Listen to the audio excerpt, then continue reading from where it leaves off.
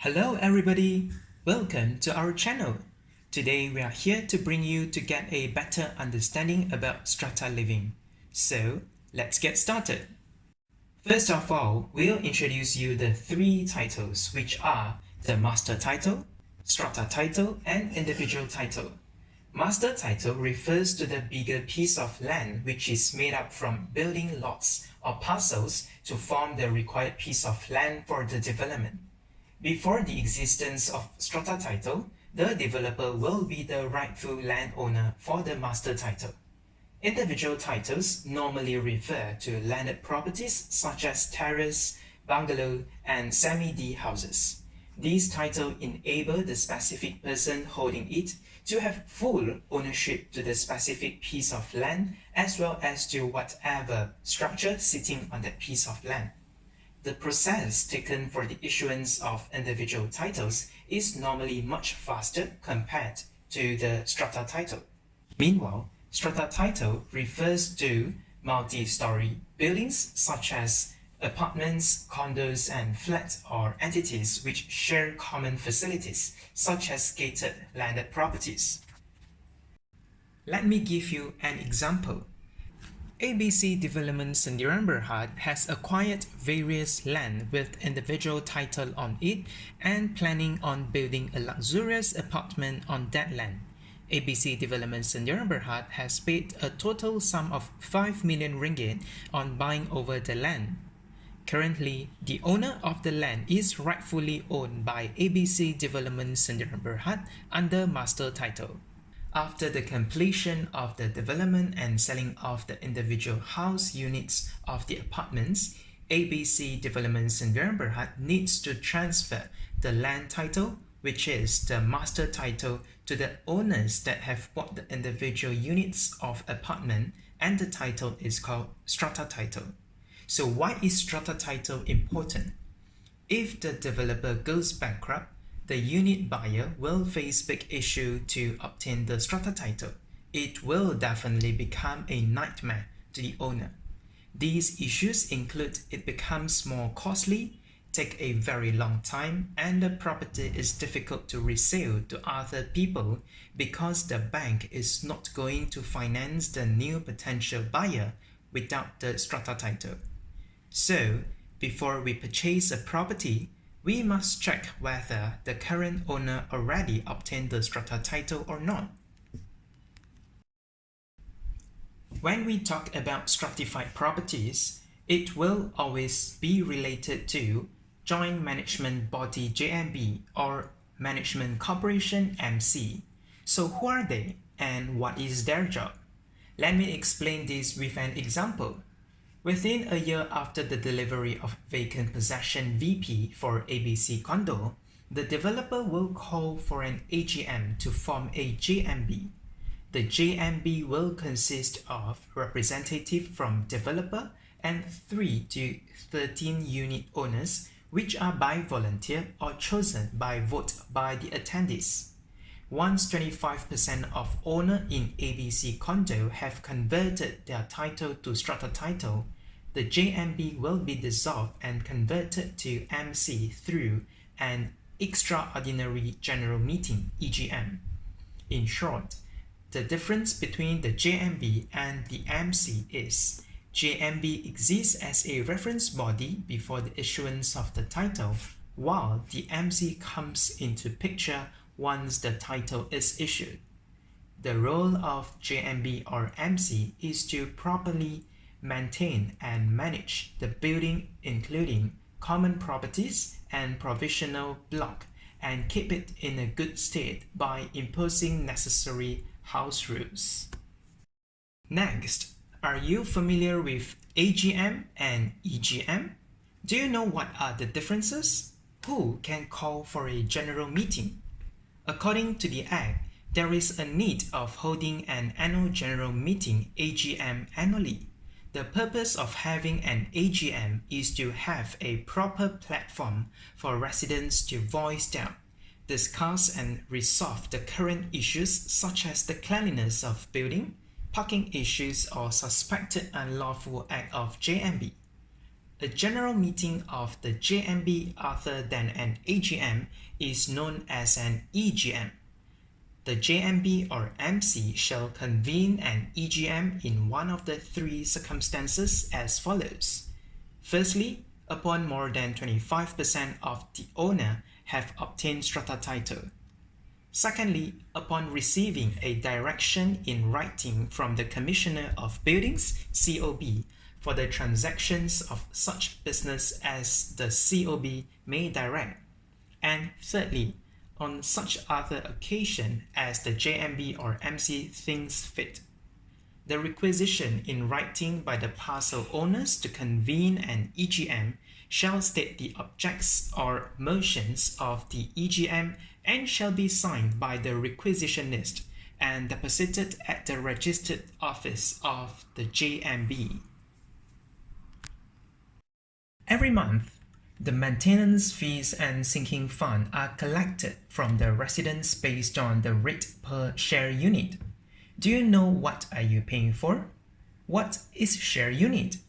Basically, share unit is a numerical representation of the benefits and liabilities relating to a strata owner's parcel. Share unit include the owner's house unit and accessory parcel such as parking lot. In other words, the more the share units, the more the service charges that need to be paid and the more the voting rights. In the case that the property is 100 share unit, which is 100 square meter and the rate is 2 ringgit 50 cent per share unit, then you'll have to pay 250 ringgit per month for maintenance fees, while the sinking fund is 10% of maintenance fees and it will be 25 ringgit per month. So you'll have to pay a total of 275 ringgit per month. The maintenance fees are usually collected to maintain common property such as repairing water tank and lift, as well as paying for services such as hiring securities, cleaners, and paying for electricity and water bills, while sinking funds are mainly to cater emergency costs and some major works such as repainting and refurbishing the building. In the case of the residents have intention to reduce the maintenance fees collected from the parcel owners, the individual need to propose the idea to the committee members of JMB or MC. If the committee find out that the idea is feasible, then they'll need to call for an immediate extraordinary general meeting EGM and vote for this motion. The motion will be implemented if majority of the owners agreed. Up next, we are going to brief you what is parcel rent and what is assessment rate. Parcel rent is an annual land tax imposed by each respective state government on stratified properties in Malaysia. It is a replacement of the quit rent to the parcel owners with strata title. This is to ease the transfer of ownership of stratified properties. Meanwhile, the assessment rate is a local land tax collected by local authorities such as MBPP, MBSJ, and MBPJ to finance the construction and maintenance of public infrastructure. Every property owner needs to pay an assessment rate for all types of properties. Property owners need to pay twice a year, and the date of payment varied by state but usually falls on 28th of February and 30th of August. The annual rental value and percentage rate is varied for different property type and specifications, the general rate being 2 to 7% of that estimated value. This means that a small, low-cost flat would be charged less than a large bungalow. Every building has their own house rules. Are you aware of the house rule in your buildings? Do you know how a house rule can be imposed in your building? Let me explain it to you. According to Strata Management Act, JMB or MC has the right to impose house rule through AGM or EGM, and the house rules must be approved by majority of owners. The implementation of the house rules must obey the law. If someone goes against the law, the JMB or MC can fine the individual not exceeding 200 ringgit. For example, moving in and moving out of the premise. The JMB or MC need to control the moving in and moving out time to create a better living environment for the residents. Moving in and moving out are to be done on working hours weekdays only for easy conveniences of the residents using the lift. Before we get into solving common issues, let me explain to you what are the roles and functions of Commissioner of Buildings, COB, and Tribunal. Both COB and tribunals are given the power by the Strata Management Act SMA to solve the problems in stratified properties. The COB is the enforcement body of the Act on the stratified properties.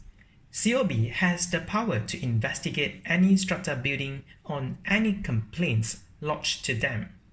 Tribunal is set up by the Ministry of Housing and Local Government to help people solve disputes among them faster and cheaper, which can be called as Alternative Dispute Resolution ADR.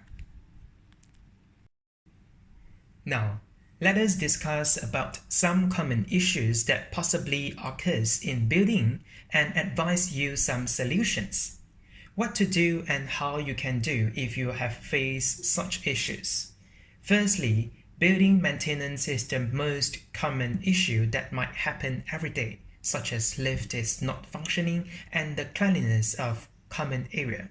So when you face such issues, we must report and notify the JMB to rectify the problems. If the JMB does not take action, we can make a complaint to COB. The JMB or MC must always ensure that every contractor they engage carried out the job in a proper manner with acceptable quality. Interfloor leakage normally happens often when there is leaking at the upper unit and affected the unit below it. Sometimes the leakage could not be seen or detected from the unit itself as the leaking is inside the wall. In fact, the leakage does not affect the owner at the upper unit, but it only affects the unit below it. So what we can do for that? The house owner of the affected unit need to first file a complaint to the JMB or MC office. The JMB or MC then need to issue an inspection letter to the suspected unit to carry out the inspection and check for any leakage in 7 days. After identifying the issue, the JMB or MC will advise the house owner to appoint a contractor to fix the leakage problem. If no action is taken within 14 days, the JMB or MC can sue the specific resident in the tribunal or court. Next, there are also a lot of common issues related to the security enforcement, pets, parking, and nuisance. The owner can always bring out the issue or problems to the JMB or MC verbally to get them to solve the issue immediately. If there is no action taken by the JMB or MC, then we can immediately write a complaint to COB. Besides, if you found or suspect JMB or MC members has unlawful act like taking under-table money or reward contract to own company, in this case, we can write a complaint to COB or Malaysia Anti-Corruption Commission MACC to investigate the following matters. The COB or MACC has the right to check the bank account of the JMB or MC. So, we have reached the end of this training, but of course there are more to learn from Strata Living. The description box below has a list of useful links that will direct you to the relevant websites for further information about Strata Living. Hope you enjoy our video. If you like it, please don't forget to press like and share or comment in the comment box. Thank you for watching and have a wonderful day ahead.